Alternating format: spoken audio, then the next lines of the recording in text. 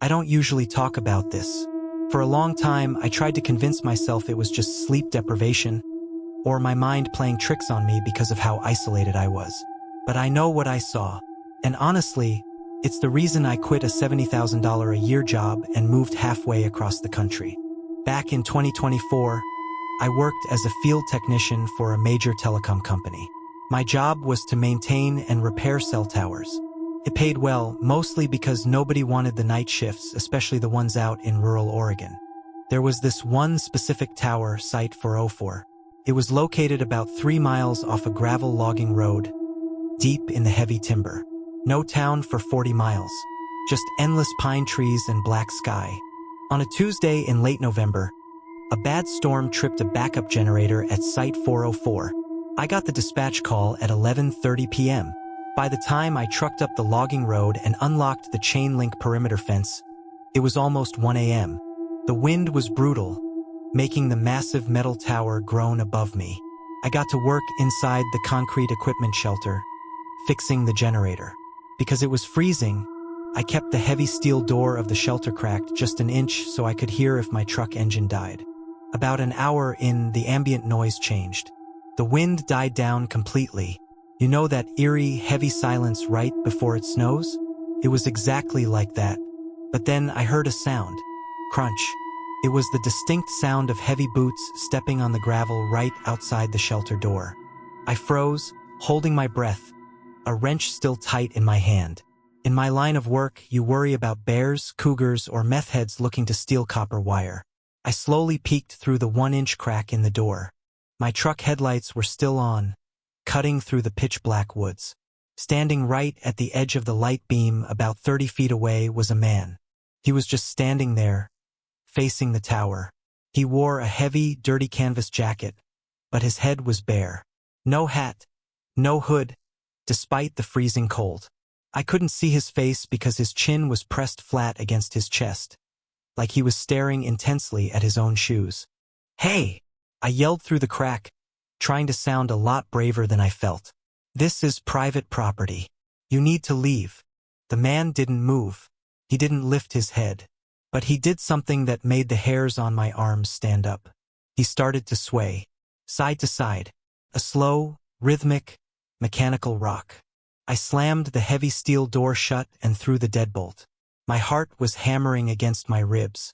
I grabbed my phone to call dispatch, but as irony would have it, because I was working on the generator, the local array was down. 0 bars. Complete dead zone. Then the power went out inside the shelter. The backup battery failed. Total, suffocating darkness. I scrambled to turn on my headlamp.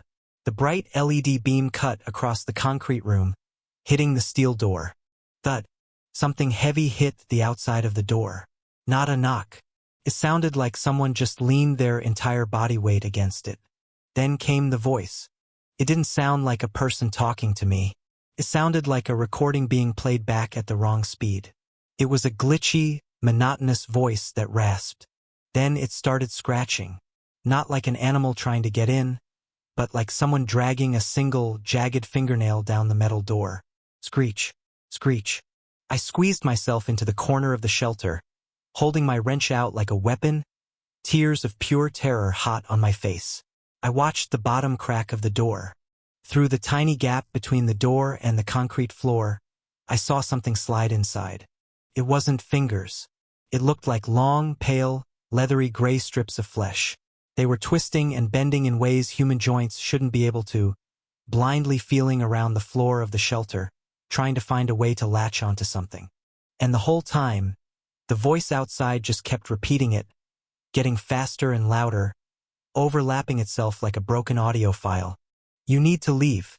You need to leave. You need to leave." I lost it. I started screaming at the top of my lungs, banging my wrench against the metal pipes in the room, making as much violent noise as I humanly could, hoping to scare it off. Suddenly, the generator kicked over. The emergency lights flooded the room with a harsh red glow, and a loud, mechanical hum vibrated through the floorboards. The gray things instantly snapped back under the door.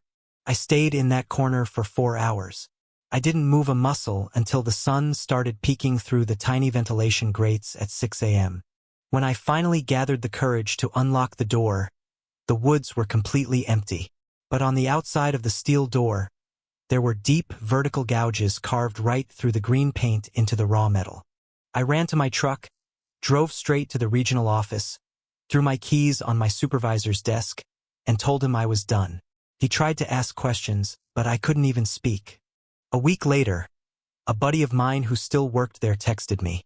He said they sent a crew up to Site 404 to check the security cameras that faced the perimeter fence.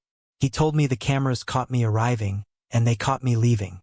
But for the 5 hours in between, the footage was completely fried.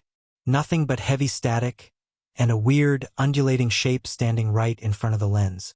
I don't know what's out in those woods, but if you ever find yourself driving down a dark, empty road, and you see someone standing under a cell tower in the dead of night, don't look at them. And whatever you do, don't speak, because they will learn your voice.